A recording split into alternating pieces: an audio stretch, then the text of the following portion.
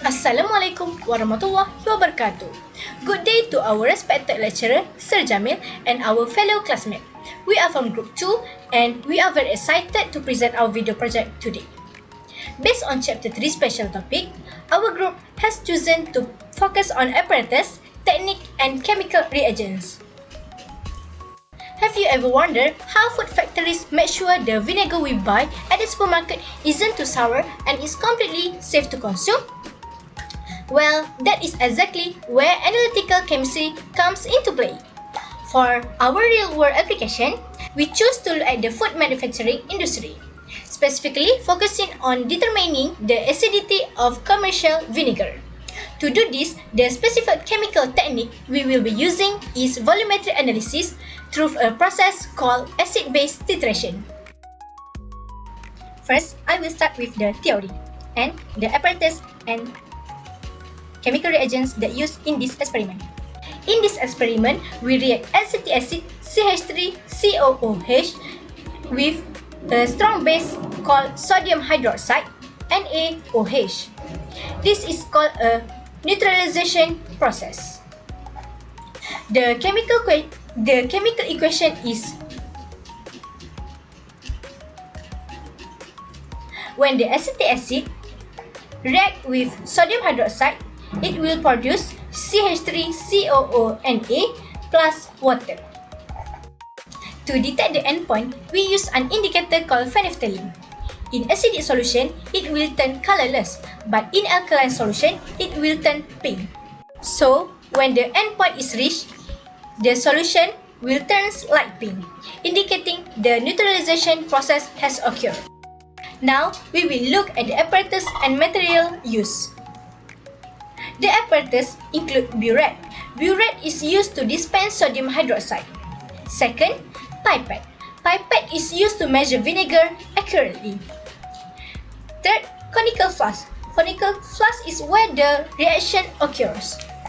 And the last one is retorт stand and clamp to hold the burette. So, what the reagent used in this process? The reagent used are vinegar, sodium hydroxide, and phenolphthalein as indicator. So, what are the benefits behind this analysis? Why is it so important in the manufacturing world? There are three main reasons. First, quality control. It ensures consistency. Every batch of vinegar produced need to have the exact same standard, taste, and acidity level so consumers get what they expect. Second, consumer safety. It's guaranteed that the acetic acid concentration strictly complies with food safety regulation, making it perfectly safe for us to eat and effective for food preservation. And the third is cost efficiency.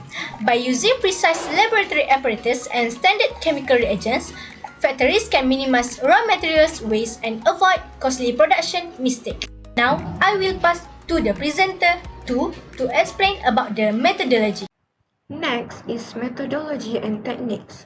Now I will explain the procedure and the laboratory techniques for this experiment. For step 1, the burette is rinsed with sodium hydroxide solution to prevent dilution and ensure accurate results. For step 2, the burette is filled with sodium hydroxide and the initial reading is recorded at eye level to avoid parallax error. Next, for step 3, a pipette is used to measure exactly 25 ml of vinegar which is transferred into a conical flask. For step 4, 2 or 3 drops of phenolphthalein indicator are added. For step 5, the titration process begins.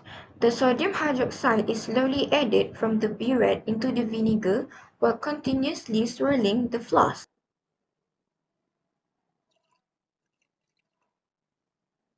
Swirling is important to ensure the reactants mix properly and react completely. For step 6, as the reaction continues, we observe the solution carefully for any color change. The endpoint is reached when the solution changes from colorless to a pale pink color.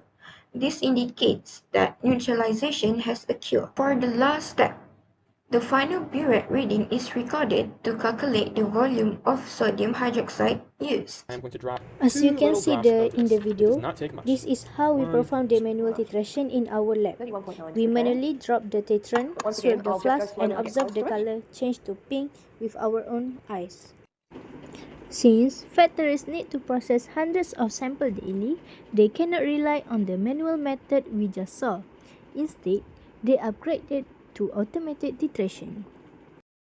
As you can see in the clip, the industry uses machine called automatic titrators instead of using a manual burette and human eyes.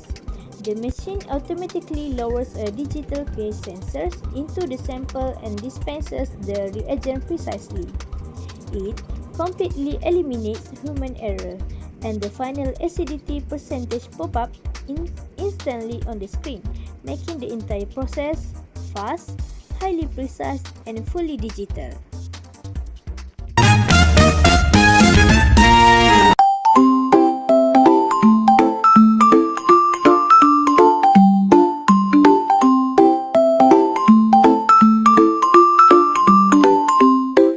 Now that we understand the methodology and the techniques, let's look at how we process the data and calculate the final result. To determine the acidity of our vinegar sample, we collect the titration data and apply the standard volumetric analysis formula. Let's look at our sample question. In this mock data, we have the volume of vinegar sample, which is Fa 10.0 ml. For the molarity of standardized NaOH, we get Mv equals to 0.1 molar, and the average volume of NaOH is Vb equals to 83.3 ml. So, what is the molarity of acetic acid, which is we call MA. So, we shall apply the balanced chemical equation, which is CH3COOH plus NaOH. We get CH3COO Na plus H2O. The ratio is 1 and 1. So, based on the data, how do we find the MA? This is the way to find the MA, or the molarity of acetic acid, which is we get MA multiply VA equals to MV multiply VB.